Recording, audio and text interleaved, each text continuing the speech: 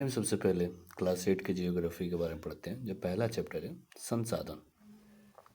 इसमें इस चैप्टर में शुरुआती स्तर में मोनू और राजू के बारे में बताया गया है कि अपने घर के मम्मी से कैसे बात करते हैं, मम्मी उनको कैसे बताती है कि ये सब चीज़ें कैसी हैं और इसको हम क्या बोलते हैं, क्या संसाधन के रूप में हम कैसे पहचानते हैं। तो शुरुआती स्तर में देखा जाए तो मोना और राजू अपने घर साफ करने में अम्मा की मदद कर रहे थे।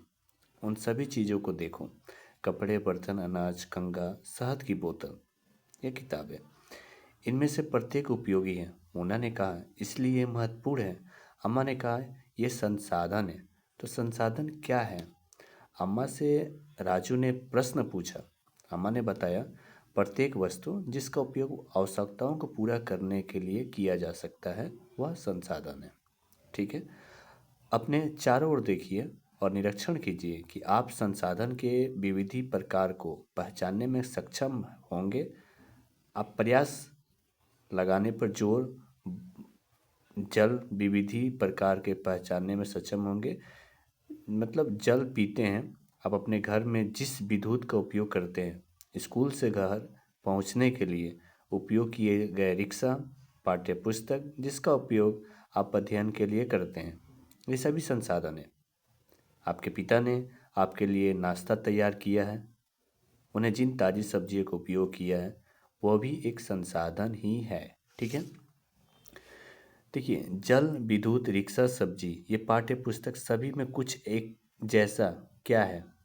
इनमें से सभी वस्तुएं का उपयोग आपके द्वारा किया गया है, इसलिए वो उपयोगी है। एक वस्तु अथवा पदार्थ की उपयोगिता अथवा मानव प्रयोज्यता उसे एक संसाधन बनाती है। मतलब मानव द्वारा उपयोग किए गए वस्तुओं को उसे संसाधन बनाई जाती है। राजू अब जानना चाहता है कि कोई भी वस्तु संसाधन कैसे बनती है। अब राजू के अंदर एक प्रश्न उठ गया। उसकी मम्मी ने बताया कि घर में जितनी भी चीज़ें हैं जो हम उपयोग करते हैं वो संसाधन है। अब राजू के मन में प्रश्न उठ गया कि आखिर संसाधन हम कैसे बनती है, ठीक है, उसका निर्माण कैसे हुआ। तम्मा ने बच्चों को बताया वस्तुएं उस समय संसाधन बनती है जब उनका कोई मूल्य होता है। इसका उपयोग अथवा उपयोगिता उसे मूल्य प्रदान करते हैं। सभी संसाधन मूल्यवान होते हैं। अम्मा ने कहा ऐसे। मूल्य का अर्थ का महत्व होता है। कुछ संसाधन की आर्थिक मूल्य होता है जबकि कुछ संसाधन का आर्थिक मूल्य नहीं होता है। उदाहरण के वश हम समझे कि धातुओं का आर्थिक मूल्य होता है लेकिन एक मोनोरम परिदृश्य के आर्थिक मूल्य नहीं होता है, परंतु ये दोनों संसाधन महत्वपूर्ण हैं और मनुष्य या मानव की आवश्यकताओं को पूरा करते हैं। कुछ संसाधन समय के साथ आर्थिक रूप से मूल्यवान हो सकते हैं।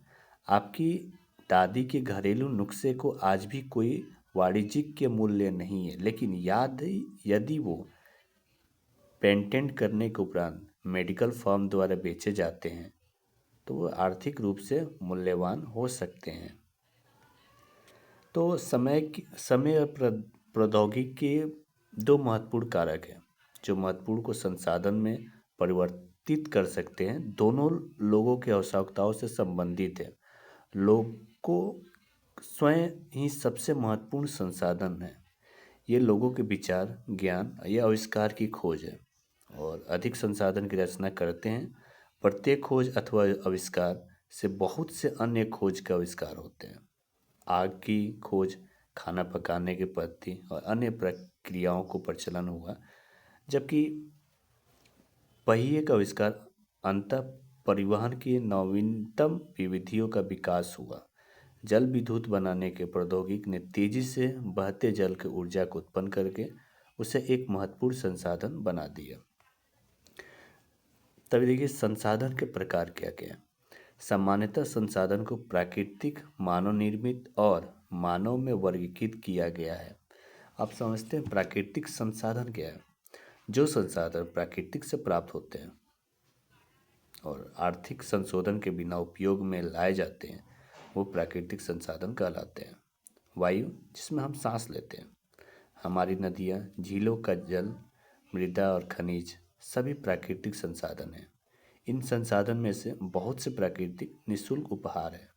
ये सीधे ही उपयोग में लाए जा सकते हैं। कुछ परिस्थितियों में प्राकृतिक संसाधन का सबसे अच्छी तरह से उपयोग करने के लिए औजार और प्रकृति की आवश्यकता हो सकती है। प्राकृतिक संसाधन का विस्तृत रूप नवीनीकरण और अवनीकरण के संसाधनों को विभाजित किया जा सकता है। देखिए, अब नवीनीकरण संसाधन क्या है? ये वो संसाधन जो शीघ्रता और नवीनीकृत अथवा पुनः पूरित हो जाते हैं, जिनमें इनमें से कुछ असीमित है और उनमें से मानव क्रियाओं पर प्रभाव नहीं होता है, जैसे सौर और पवन ऊर्जा। लेकिन फिर भी कुछ नवीनीकरण संसाधन जैसे जल, मृदा और मतलब वन की लापरवाही से किया गया उपयोग इनके भंडार को प्रभावित कर सकता है। जल असीमित नवीनीकरण संसाधन प्रतीत होता है। फिर भी जल की कमी, प्राकृतिक जल स्रोतों का सूखना आज विश्व में बहुत से भागों में एक बड़ा रहस्य है। अब हम समझते हैं अवनीकरण संसाधन क्या है। ये वो संसाधन है जिसका भंडार सीमित है। भंडार एक बार समाप्त होने के बाद इनके नवीकृत अथवा पुनः पूर्वित होने के हजारों वर्ष लग सकते हैं, यदि अवधि मानव जीवन की अवधि से बहुत अधिक है। इस प्रकार के संसाधन अवनीकरण कहलाते हैं। जैसे कोयला, पेट्रोलियम तथा प्राकृतिक गैस इसके कुछ उदाहरण हैं। प्राकृतिक संसाधनों का वितरण भूभाग, जलवायु, ऊंचाई जैसे अनेक भौतिक कारकों पर निर्भर करता है। पृथ्वी पर इन कारकों की विभिन्नता होने के कारण संसाधनों का वितरण असमान है। मानव निर्मित संसाधन कभी कभी प्राकृतिक पदार्थ तब संसाधन बन जाते हैं जब उनका मूल रूप से बदल दिया जाता है। जैसे लोहे का उस समय एक संसाधन नहीं होता था। लोहे का जो अर्शक है वो उस समय संसाधन नहीं होता है जब तक लोगों ने उसे लोहा बनाना नहीं सीखा था, क्योंकि लोग प्राकृतिक संसाधन को उपयोग पुल, सड़क, मशीन और वाहन बनाने में करते हैं, जो मानव निर्मित संसाधन है। ठीक है, प्राकृतिक भी एक मानव निर्मित संसाधन है, इसलिए हम जैसे लोग प्राकृतिक संसाधन का उपयोग करके मानव निर्मित संसाधन बनाते हैं।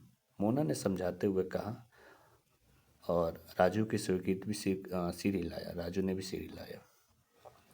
तो मानव संसाधन लोग और आर्थिक संसाधन बनाने के लिए प्रकृति के सबसे अच्छा उपयोग तभी कर सकते हैं जब उनके पास ऐसा करने का ज्ञान और कौशल हो। ठीक है, अब यहाँ पे कुछ बातें यहाँ पे रखी गई है कि अब प्राकृतिक उपलब्ध हैं, इसलिए मनुष्य एक विशिष्ट प्रकार का संसाधन है।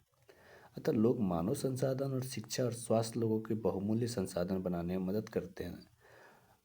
अधिक संसाधन के निर्माण के समर्थ होने के लिए लोगों को कौशल सुधार करना मानव संसाधन विकास कहलाता है। अब संसाधन के संरक्षण को समझते हैं। तो मोना ने एक बार बुरा स्वप्न देखा, मतलब सपना देखा। उसने देखा कि पृथ्वी पर सारा जल सूख गया और सारे पेड़ कट गए। वहाँ पर ना तो छाया थी, न कुछ खाने पीने के लिए कुछ चीज़ था। लोग परेशान हो रहे थे और चारों तरफ भोजन और छाया की तलाश में निराश घूम रहे थे।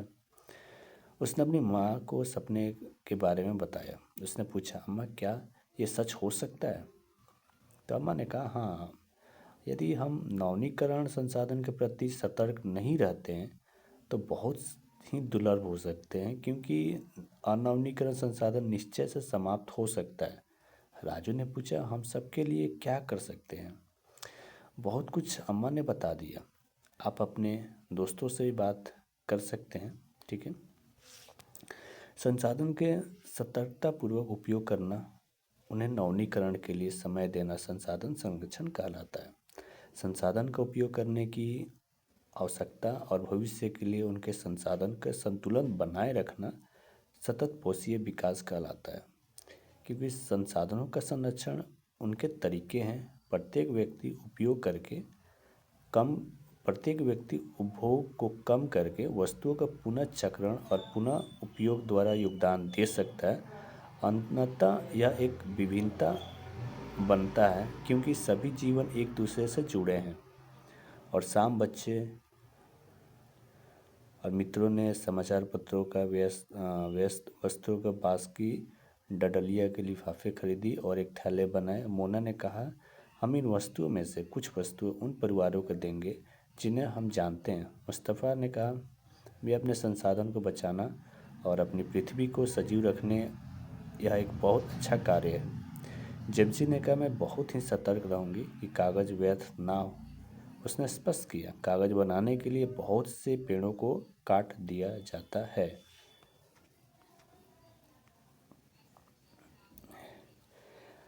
अब इसमें यही है कि मैं ध्यान रखूंगा कि मेरे घर की विद्युत व्यर्थ ना हो। मुस्तफ़ा ने जोर से कहा, विद्युत जल और कोयले से मिलती है, विद्युत जल कोयले से मिलती है।